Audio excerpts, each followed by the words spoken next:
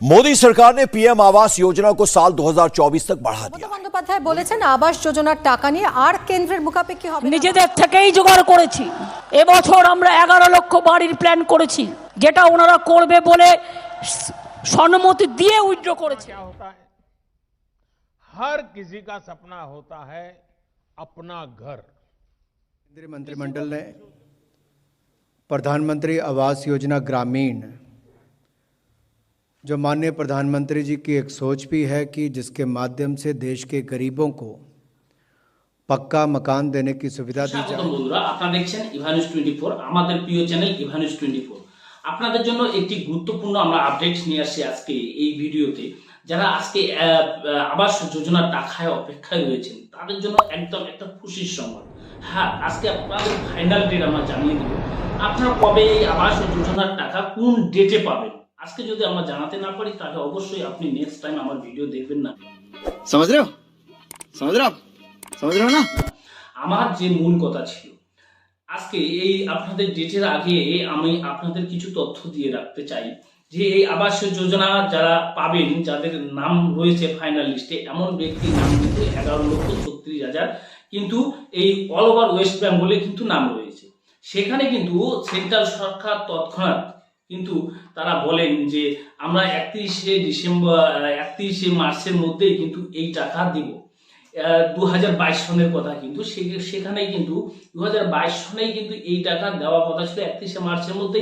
সেখানে DM, BDO এবং যারা রয়েছে গ্রাম পঞ্চায়েত স্তরে তারা তৎক্ষণাৎ তড়িঘড়ি করে কিন্তু সার্ভে করে বিভিন্ন, আপনারা জানেন আশাকর্মীর দ্বারা করেছে, বিআরপির দ্বারা করেছে, পুলিশ প্রশাসনের দ্বারা করেছে এই সার্ভেগুলোতে। তারপরে কিন্তু কেন্দ্র সরকার কি নিয়ে আসলো, তারা এই সার্ভেতে দুর্নীতি করেছে। কি করেছে?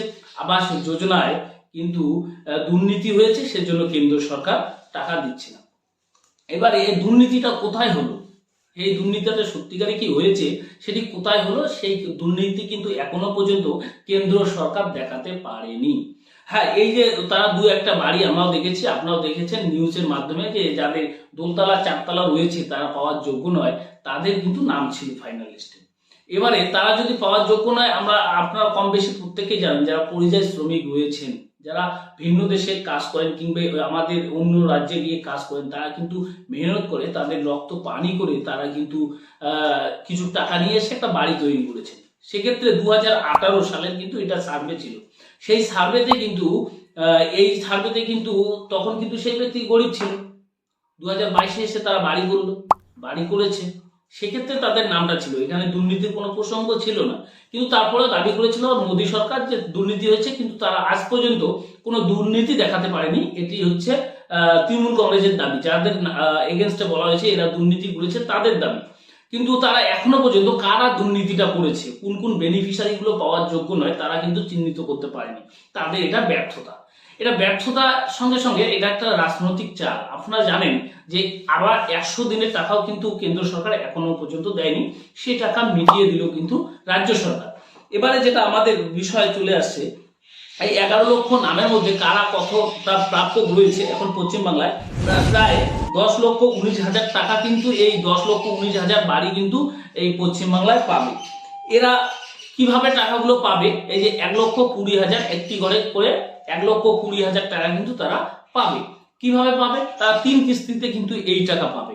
কিভাবে পাবে? প্রথম কিস্তিতে তারা পাবে 60,000 টাকা, এবং দ্বিতীয় কিস্তিতে তারা পাবে 50,000 টাকা, এবং তৃতীয় কিস্তিতে তারা পাবে কিন্তু 10,000 টাকা। এভাবে কিন্তু তারা 1,20,000 টাকা কিন্তু তারা পেতে চলেছে। এই টাকা কবে পেতে চলেছে আপনারা সিদ্ধান্ত নিন যে আপনাদের ভোট, আপনাদের পরিবারের ভোট বাংলার অধিকারের স্বার্থে, আপনাদের অধিকারের স্বার্থে, আপনার মাথার উপর ছাদের অধিকারের স্বার্থে।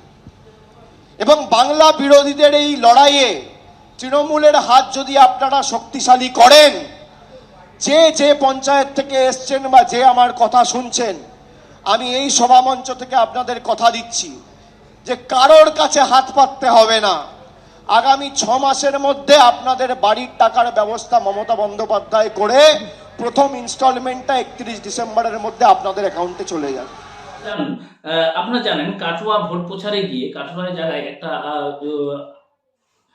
অভিষেক বন্দ্যোপাধ্যায়ের, অর্থাৎ সর্বভারতীয় তৃণমূল কংগ্রেসের সভাপতি যে রয়েছেন, উনি কিন্তু একটা দাবি করেছেন যে আমরা 31শে ডিসেম্বরের মধ্যে প্রথম কিস্তির টাকা পাবে সমস্ত বেনিফিশিয়ারি। 31শে ডিসেম্বরের মধ্যে তারা কিন্তু সমস্ত বেনিফিশিয়ারি টাকা পাবে। সম্পূর্ণ টাকার কথা বলা হয়নি, এখানে বলা হয়েছে প্রথম কিস্তির টাকা। হ্যাঁ, প্রথম কিস্তির টাকা দিলে দ্বিতীয় কিস্তির টাকাও দিবে, তৃতীয় কিস্তির টাকাও দিবে। এটি আমরা আপনাদের 31শে ডিসেম্বরের মধ্যে আমরা আপনাদের 100% কথা দিতে পারি যে হ্যাঁ, আপনারা এই টাকা 31শে ডিসেম্বরের মধ্যে, যারা এতদিন ধরে অপেক্ষায় রয়েছেন যে আবাস যোজনার টাকা আর পাবো না, আশায় ছেড়ে দিয়েছেন আমার আর মাথার উপরে ছাদ হবে না, তাদেরকে আমরা এখন আমাদের তরফ থেকে গ্যারান্টি দিচ্ছি। আমরা দেখেছি তৃণমূল কংগ্রেস যে এতগুলো কথা বলেছেন, সবগুলো ওনারা রেখেছেন। আমরা দেখেছি এর আগে তিনি ভোটের আগে বলেছেন, 2019-এর আগে বলেছেন যে আমরা আসলে স্বাস্থ্যসাথী করে দেব, তারপরে বলেছেন লক্ষ্মীর ভান্ডার করে দেব, লক্ষ্মীর ভান্ডার পাচ্ছে মা বোনেরা, কৃষক বন্ধু দিতে ঘোষণা করেছেন, কৃষক বন্ধু দিচ্ছেন। আমরা জানি এমনকি 100 দিনের কাজের টাকা, যেটা অনেক টাকা, যে কিন্তু প্রায় আমরা দেখেছি এই টাকাটা অনেকেই ভাবছে যে তৃণমূল কংগ্রেস দিতে পারবে না। সেই টাকাটাও কিন্তু 100 দিনের কাজের টাকা ইতিমধ্যে সমস্ত যারা কাজ করেছে, যারা প্রাপক ছিল, তাদের কিন্তু অ্যাকাউন্টে এই 100 দিনের কাজের টাকা কিন্তু ঢুকে গেছে। আমরা 100% এই কারণে দিচ্ছি, একটা মানুষ যদি 100টা কথার মধ্যে কিন্তু যদি আপনার 95% কিংবা 99% কথা বলেন, কথা বলে কথা রাখেন, তাহলে তিনি যে একটা কথা দিলেন ইলেকশনের পরে তারা দিবে, 6 মাসের মধ্যেই তারা টাকা দিবে, কথাটাও যে সত্যি হবে সেটাই বাস্তব। আমাদের এখানে এখন ভাবতে হবে আমরা এই টাকাটা কি সত্যি পাবো।